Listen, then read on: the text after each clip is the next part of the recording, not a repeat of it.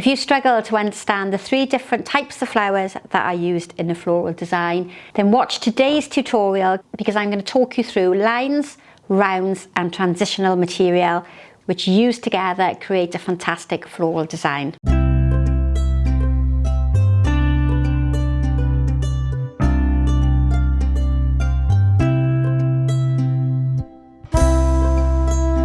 So welcome back to today's tutorial. Now this is a very traditional triangle arrangement. It's got a really clear outline shape of a geometric triangle. It's taller than it is wide and it uses the 1/3, 2/3 proportions to create the overall height. And any basic arrangement, if you're looking at traditional shapes, has an outline shape that is easily identifiable. In this case, it's a triangle. This is symmetrical, so it is equal on both sides, but that doesn't mean it has to be a mirror image. It doesn't need to be identical, it's just the outline shape needs to be the same.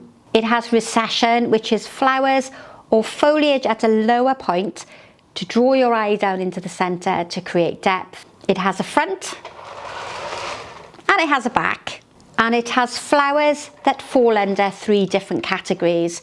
Now, we learn floral design from using the elements and principles of design. There is a free downloadable guide in the description box below, which gives you a basic set of instructions to understand the elements and principles of design. But within the elements of design, we have shapes and forms. So that is the shapes of the flowers, which are flat, or the forms of the flowers, which are 3-dimensional. And the overall finished design should also have a profile and have 3-dimension, therefore depth from front to back. So an arrangement always has height, width and depth running from front to back. It's not flat, it's not like a photograph which only has height and width. It must have 3-dimension. So within this arrangement itself, I have 3 different types of shapes and forms, and most traditional designs have those 3 basic shapes. The first one is line flowers, and I have them in different forms in this arrangement. I have delphinium, which is a line flower, and that creates eye movement. As well as the delphinium, I have the pussy willow here at the back.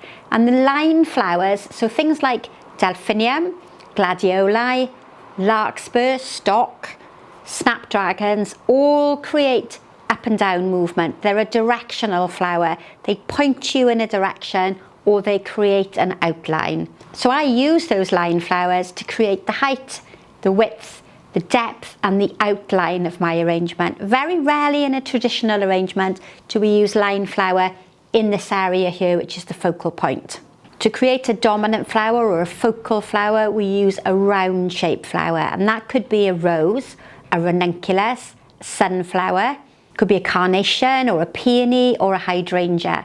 But think about the shape. Anything that's a single flower and that is round is used to create the focal point and the dominant flower in the arrangement. So lines create the outline, round flowers create the dominant section. Transitional flowers are the 3rd category, and that can be anything from wax flower to a chrysanthemum spray, spray carnation, gypsophilia, or status, like I've got in this arrangement here.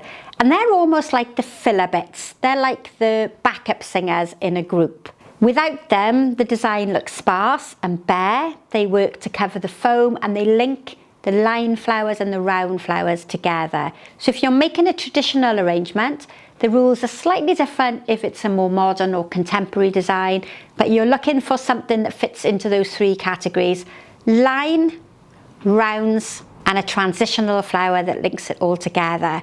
And that includes the foliage as well.